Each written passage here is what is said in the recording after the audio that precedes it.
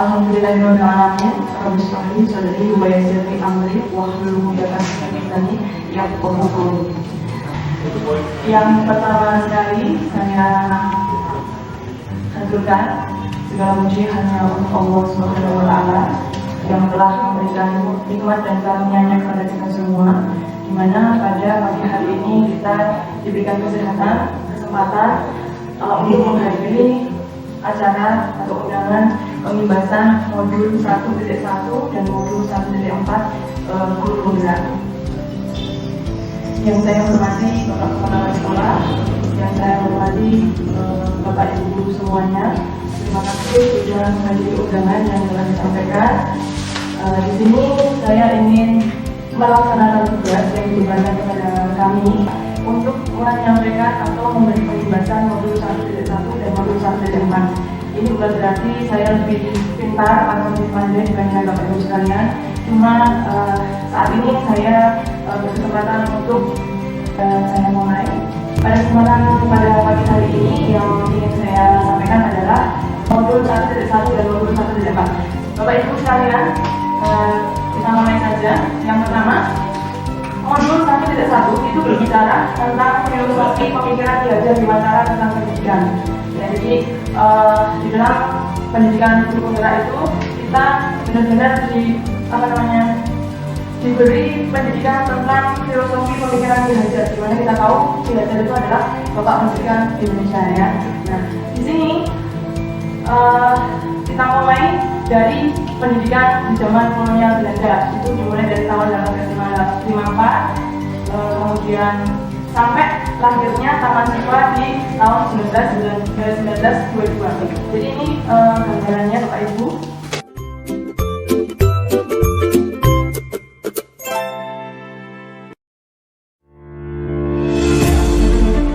Salam dan bahagia Bapak Ibu calon guru penggerak.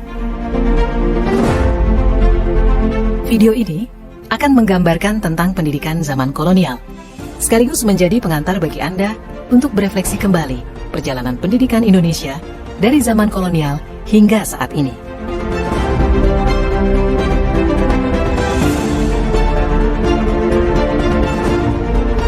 Tahukah Anda, pada tahun 1854, beberapa bupati menginisiasi pendirian sekolah-sekolah kabupaten, tetapi hanya untuk mendidik calon-calon pegawai.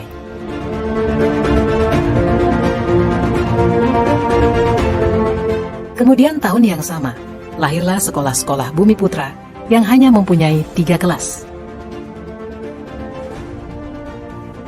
Rakyat hanya diberikan pengajaran membaca, menulis, dan berhitung seperlunya, dan hanya mendidik orang-orang pembantu dalam mendukung usaha dagang mereka.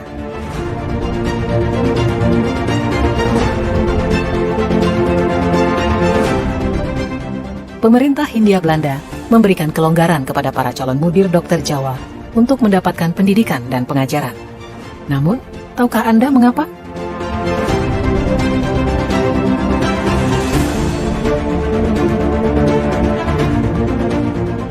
Pada tahun 1920, lahirlah cita-cita baru yang mengimpikan perubahan radikal dalam pendidikan dan pengajaran.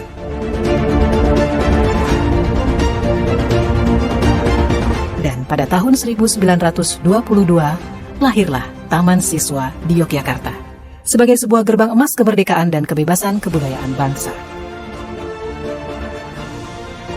Taman Siswa ada sebagai jiwa rakyat untuk merdeka dan bebas.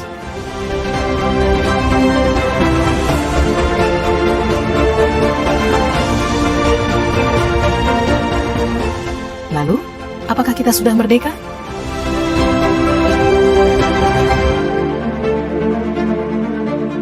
Video ini adalah pengantar menuju video kedua, Filosofi Pendidikan Ki Hajar Dewantara. Salam dan bahagia.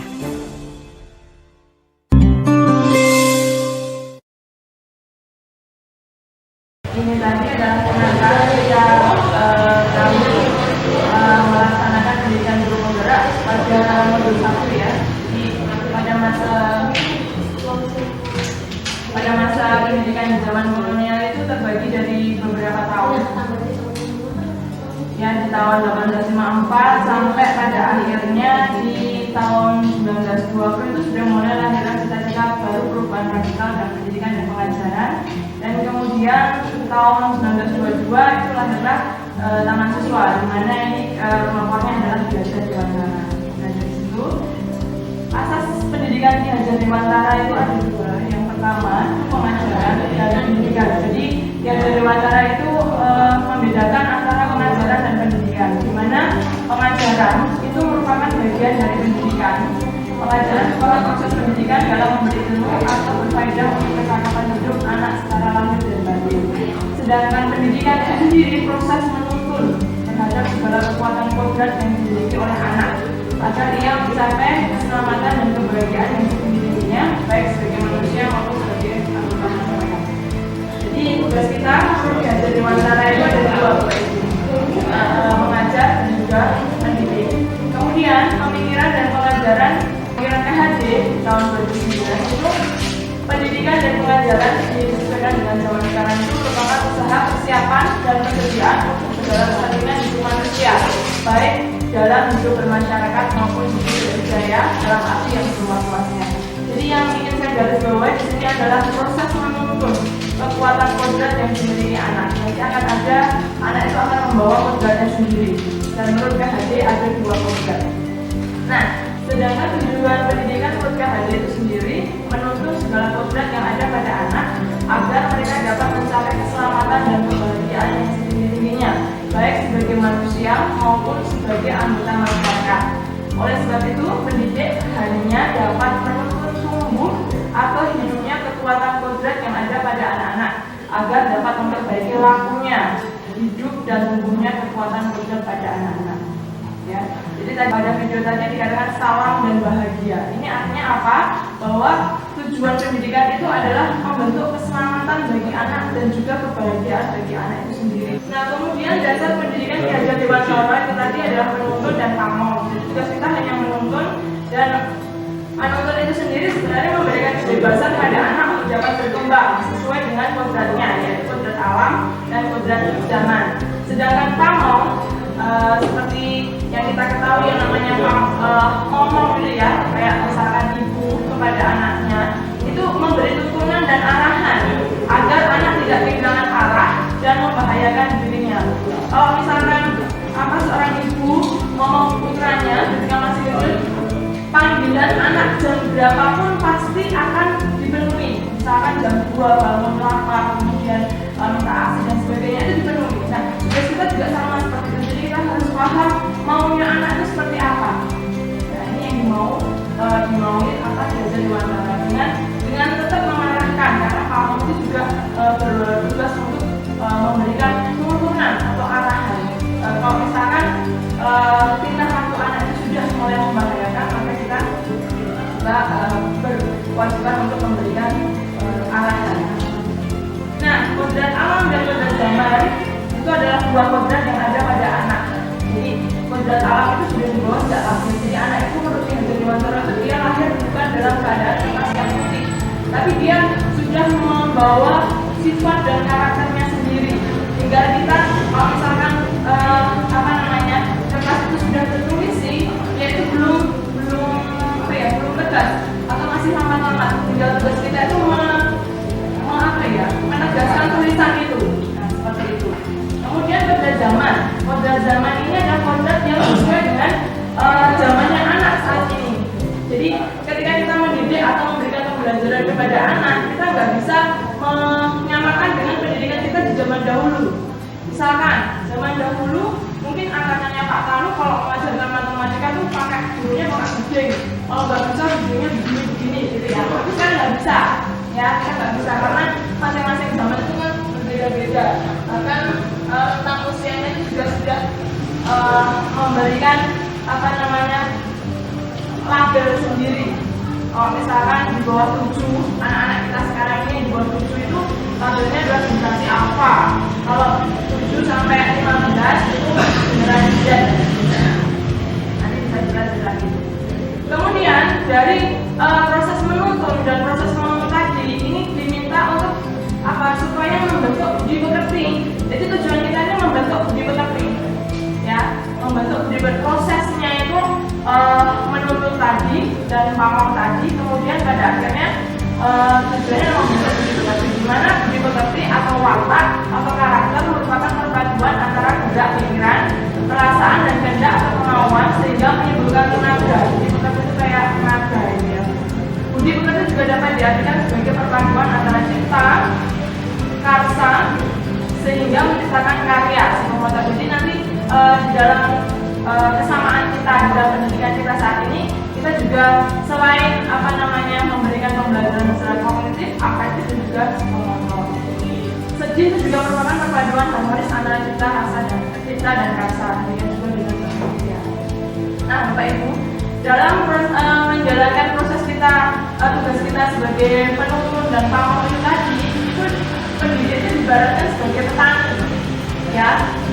Petani itu bagaimana dia menanam padi, itu merawatnya juga seperti merawat padi. Caranya pupuknya yang sesuai dengan padi itu tadi. Bukan menanam padi, tapi cara dan prosesnya itu seperti layaknya menanam jagung. Itu nggak pas banget, ya. Jadi misalkan menurut kita tahu sifat karakter murid kita seperti apa, ya kita perlakukan mereka, kita seperti itu.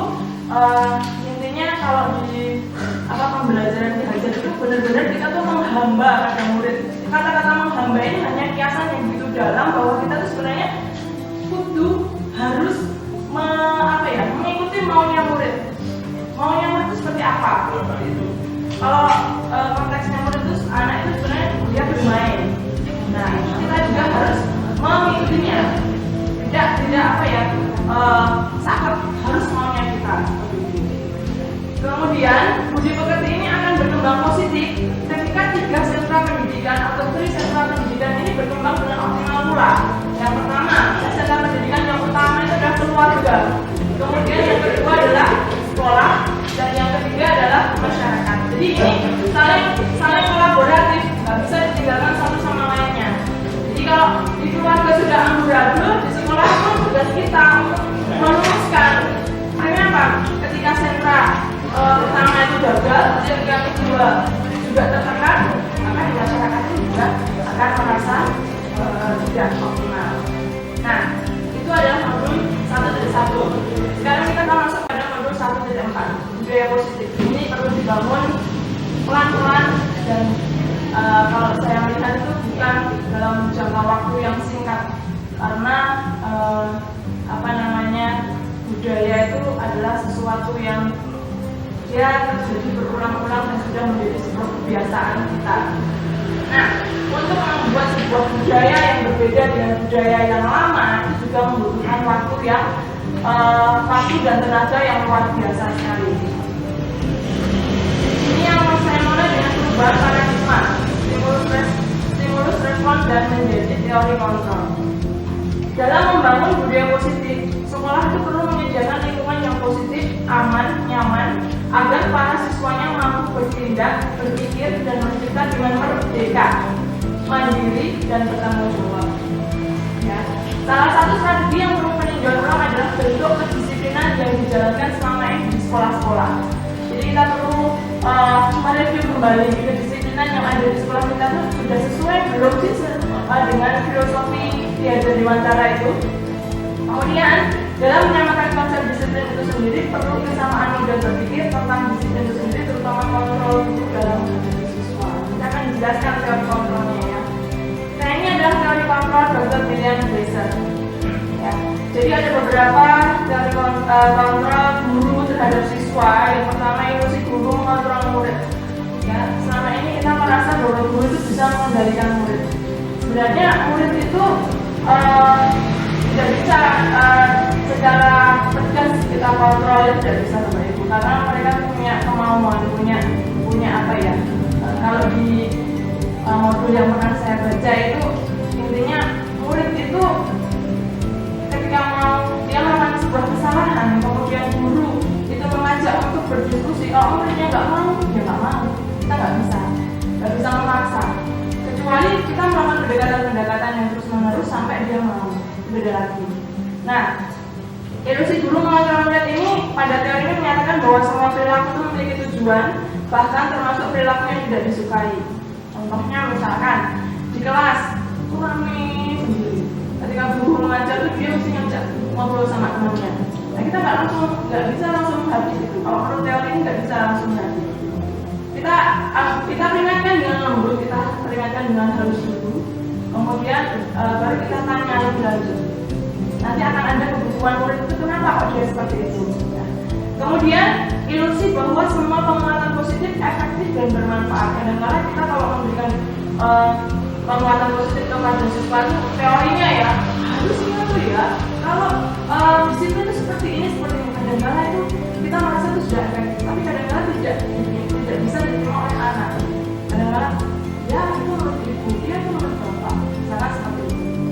Kemudian ilusi bahwa kritik dan membuat orang merasa bersalah dapat memadai karakter. Nah ini bapak ibu, kita tuh sering sekali, bahkan saya sendiri mengakui ya, saya tuh kalau misalkan ada murid atau siswa yang berbuat kesalahan, saya lebih sering menggunakan perasaan bersalah mereka. Itu tidak tepat.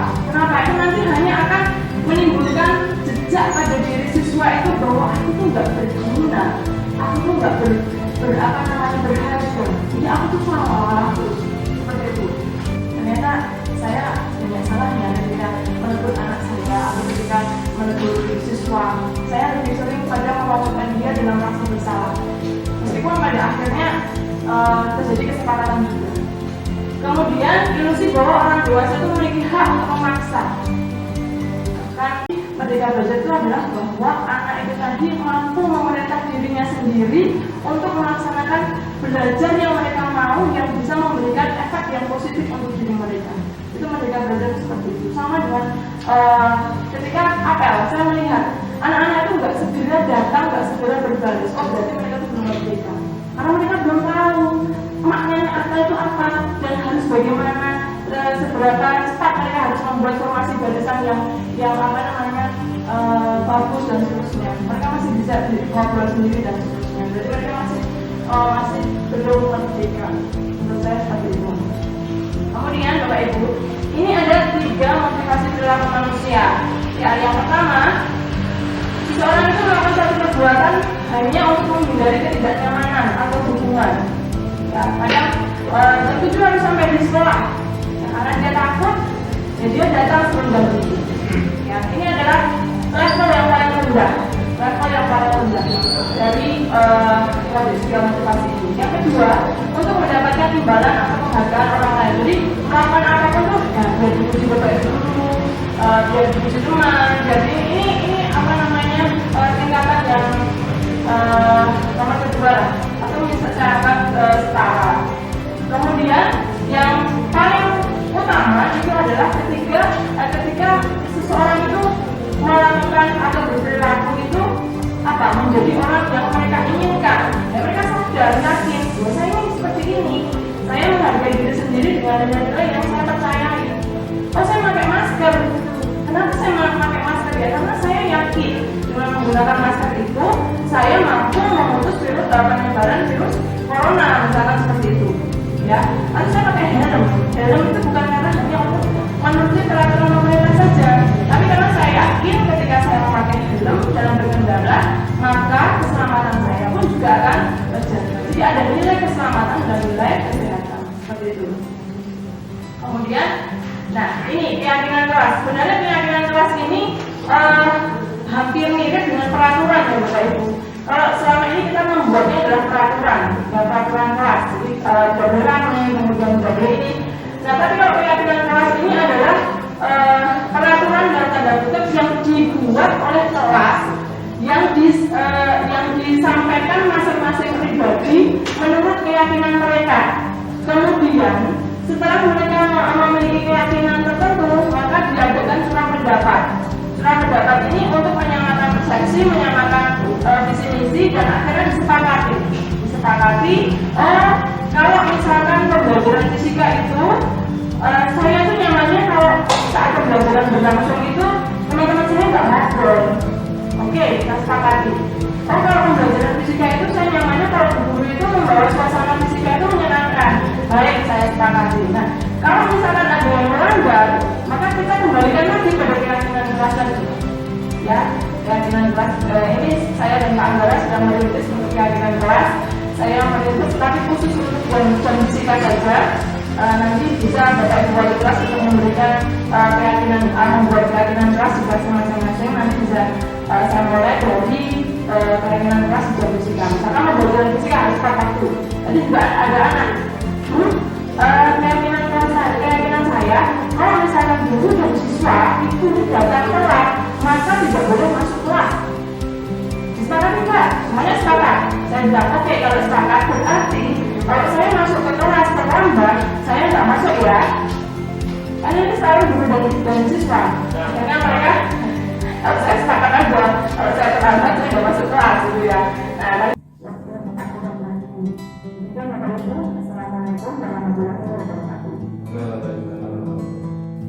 Sebenarnya menarik, terutama yang disampaikan Pak Ajat, tapi saya juga belum tahu atau kita membaca kurikulum sekarang itu kayak kok sama yang di sini yang berubah, bahwa mungkin itu sesuatu dengan kelas itu kurikulum yang nanti seperti itu. Jadi kan kita malah belajar di kerja itu.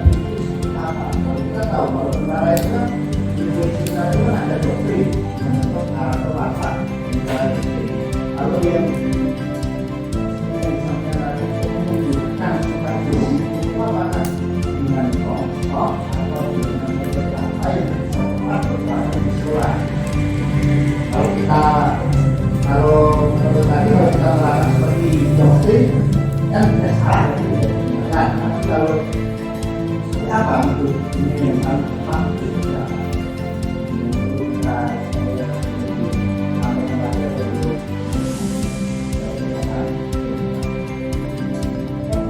terima kasih Pak Anggoro atas video pertanyaannya.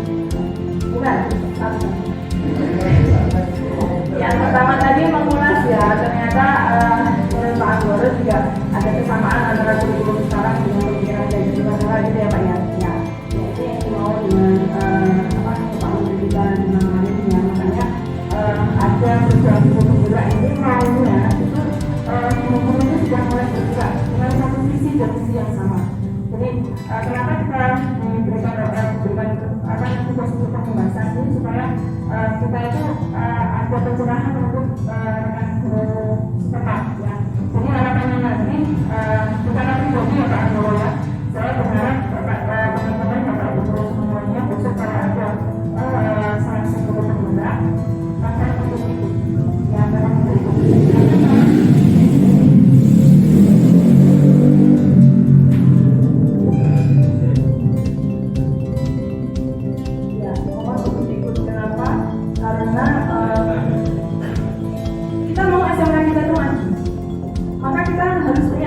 Dan misi yang sama. Kalau hanya saya dengan Pak Anggara saja kurang sekali. Sedangkan kita butuh power yang banyak. Ya, memang berat, tapi tugas-tugas di guru penggerak itu terukur Bapak Ibu.